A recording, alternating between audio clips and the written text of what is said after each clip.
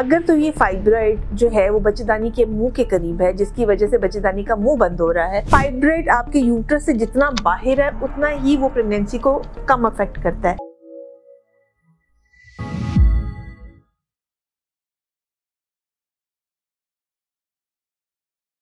अस्सलाम वालेकुम जी, आज हम बात करेंगे कि क्या फाइब्रॉइड्स के साथ प्रेगनेंसी हो जाती है और अगर किसी की फाइब्रॉइड के साथ प्रेगनेंसी हो जाए तो उसे क्या क्या एहतियात करनी चाहिए।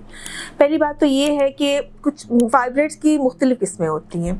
कुछ फाइब्रॉइड्स वो होते हैं जो यूट्रस के बिल्कुल बाहर होते हैं, कुछ फाइब्रॉइड्स वो होते हैं जो इसकी वॉल में होते हैं, और कुछ फाइब्रॉइड्स वो होते हैं जो अंदर की तरफ होते हैं, ठीक है, जहाँ से यानी पीरियड्स का ब्लड आ रहा होता है, एंडोमेट्रियम जिसको कहते हैं, वहाँ पर कुछ फाइब्रॉइड्स प्रोजेक्ट कर रहे होते हैं। 3 तरह के फाइब्रॉइड्स मोस्टली हमारे पास होते हैं। फाइब्रॉइड आपके यूट्रस से जितना बाहर है उतना ही वो प्रेगनेंसी को कम अफेक्ट करता है।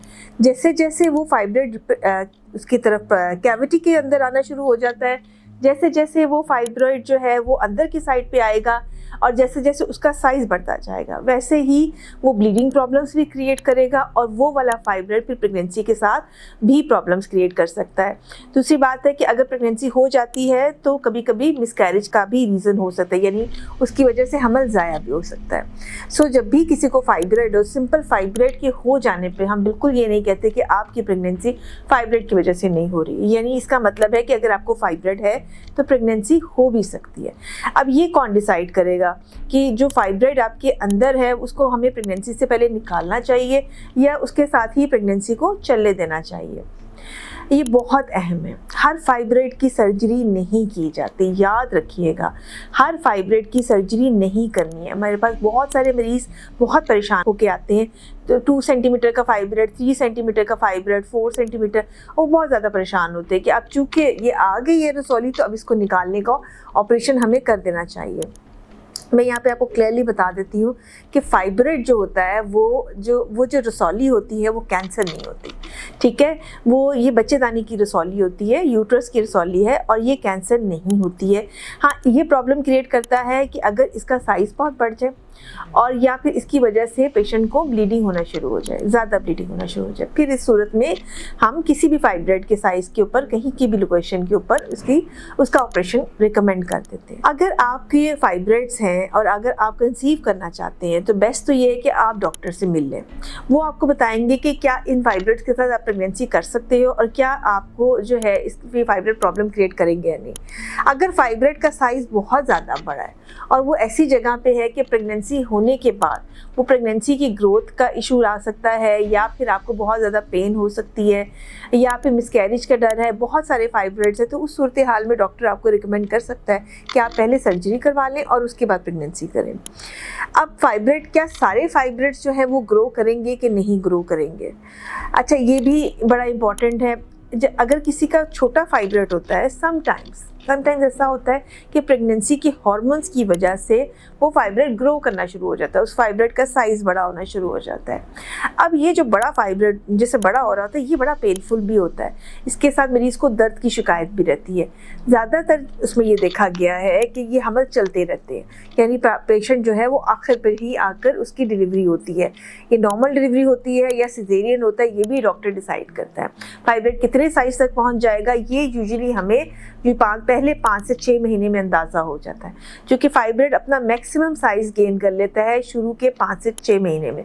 जो फाइब्रॉइड शुरू के 5-6 महीने में नहीं बढ़ते, अमूमन देखा गया है कि उसके बाद उनका साइज़ भी इंक्रीज़ नहीं करता, ठीक है। सो इसका मतलब है कि ज़्यादा मॉनिटरिंग हम शुरू के टाइम में कर रहे होते हैं, लेकिन जैसे जैसे फाइब्रॉइड का साइज़ बड़ा होता जाता है तो अंदर से वो कह लें गलना शुरू हो जाता है, उसकी जो खून की सप्लाई है वो कम हो जाती है, जिसकी वजह से वो डिजेनरेट हो जाता है।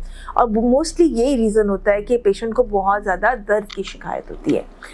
प्रेगनेंसी में फाइब्रॉइड का हमने कुछ भी नहीं करना होता, हम सिर्फ उसको देखते हैं, उसको मॉनिटर करते हैं, पेशेंट को समझाते हैं, तसल्ली देते हैं, उनको पेन किलर देते हैं और प्रेगनेंसी को ऐसे ही जाने देते हैं। अगर तो ये फाइब्रॉइड जो है वो बच्चेदानी के मुंह के करीब है, जिसकी वजह से बच्चेदानी का मुंह बंद हो रहा है, तो उस सूरत हाल में फिर फाइब्रॉइड चाहे 4 सेंटीमीटर का या 5 सेंटीमीटर का है, अगर वो बेबी के हेड को नीचे नहीं आने दे रहा तो वो फिर सिजेरियन का केस होता है। अगर फाइब्रॉइड जो है वो बिल्कुल बच्चेदानी के मुंह पे नहीं है, वो ऊपर की साइड पर है और बच्चे का हेड उधर से पास करके नीचे चला गया है, तो ऐसी सूरत हाल में अगर फाइब्रॉइड बड़ा भी है तो भी हम लोग यूजुअली नॉर्मल डिलीवरी की तरफ ही जाते हैं।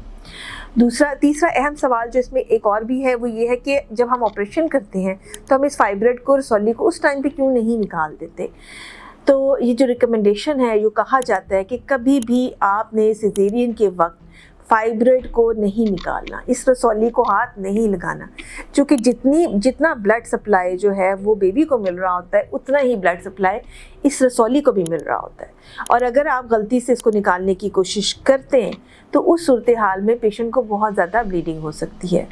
सिर्फ कुछ ऐसी कंडीशंस होती हैं जिसमें हम ये कभी कभी fibroid during surgery, operation, caesarean के दौरान निकाल भी देते हैं। वो होता है कि अगर ये हमारे कट में आ गया है और ये उस कट के अंदर आधा नज़र आने लग गया है, तो हम उस सूरत हाल में इसको रिमूव करके वहाँ पे टांके लगाते हैं। यहाँ पे भी क्लियर करूँ कि उसमें भी ब्लड लॉस होता है। या वो फाइब्रॉइड बिल्कुल बाहर वाला फाइब्रॉइड है और वो एक छोटे से कह लें कि स्टॉक के ज़रिए यूट्रस के साथ अटैच हुआ हुआ है, फिर उसकी सप्लाई इतनी ज़्यादा नहीं होती है और हमें डर होता है कि ये जब आपके छिले का टाइम होगा तो उसमें कोई कॉम्प्लिकेशन हो सकती है, तो उस टाइम के ऊपर उस फाइब्रॉइड को रिमूव कर दिया जाता है।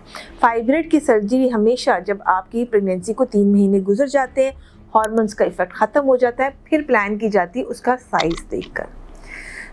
यहाँ पे बात मेरे ख्याल में मैंने क्लियर कर दी है कि हर फाइब्रॉइड की सर्जरी नहीं की जाती। फाइब्रॉइड के साथ प्रेगनेंसी भी मुमकिन है, इवन नॉर्मल डिलीवरी भी मुमकिन है, और फाइब्रॉइड की सर्जरी कभी भी सिजेरियन के साथ नहीं की जाती। जब भी आपने फाइब्रॉइड की सर्जरी करवानी है वो सिजेरियन के बाद में करवानी है। आप बहुत सारा ख्याल रखिएगा और दुआओं में याद रखिएगा।